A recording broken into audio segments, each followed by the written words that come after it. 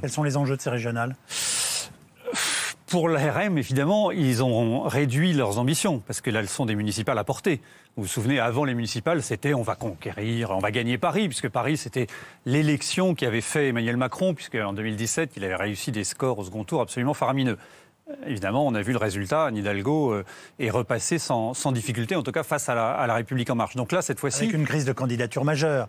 Donc, Oui, mais qui du coup a des conséquences sur les régionales, parce qu'il y a des candidats qui étaient pressentis, je pense à Jean-Michel Blanquer, qui, fort de la non-expérience des municipales, n'a pas envie de revivre le même calvaire. Oui. Et donc il n'y va pas. Je veux dire, grosse déception chez les enseignants quand même, qui espéraient tous qu'il allait partir au régional quand même. Pour pouvoir c'est drôle. faire des cartons dessus, c'est ça, C'est ça, oui, on est d'accord.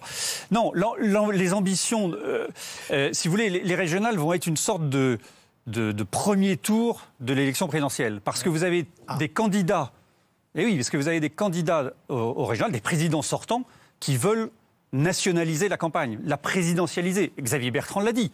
Il a dit cette élection, c'est ma primaire à moi.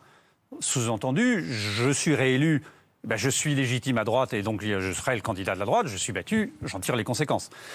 Laurent Wauquiez et Valérie Pécresse veulent aussi en faire un tremplin pour la présidentielle.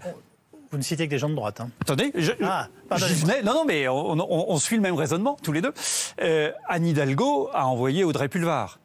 Elle n'est pas directement impactée par le résultat d'Audrey Pulvar au régional, mais malgré tout, on voit bien que si Audrey Pulvar pouvait battre Valérie Pécresse, qu'il y aurait là quelque chose qui pourrait lui servir, après tout. Oui. Elle va soutenir. Si les candidats de gauche, parce qu'on le voit bien dans des sondages, l'union de la gauche, style printemps marseillais, au régional, ça peut peut-être marcher dans certains endroits. Ça peut donner des idées, vous l'évoquiez dans votre plateau précédent, en disant, diviser la gauche paire, unie, ça peut marcher. Ça peut marcher, pardon. Ça peut marcher. Et la République En Marche ne peut pas gagner, mais elle peut soit faire perdre, soit orienter. Et d'ailleurs, ça va être un des enjeux de l'entre-deux-tours. Vers qui la République En Marche va vouloir s'allier?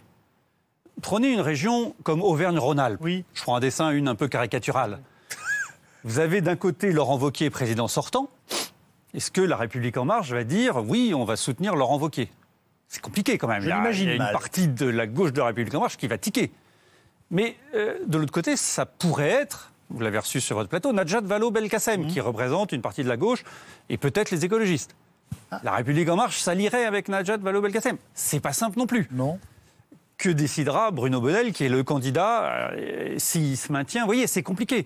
Il y a des endroits qui sont un peu plus simples. La région sud, s'il y a une bagarre entre le Rassemblement national et Renaud Muselier est Macron compatible, il l'a dit plusieurs fois, donc là, ça pose pas de problème. Mais si vous avez plusieurs régions où la République En Marche soutient la droite, il y a des gens au sein de la République En Marche qui commencent à dire « attendez, ça va pas », parce que ça veut dire que vous basculez complètement à droite dans l'optique de la présidentielle.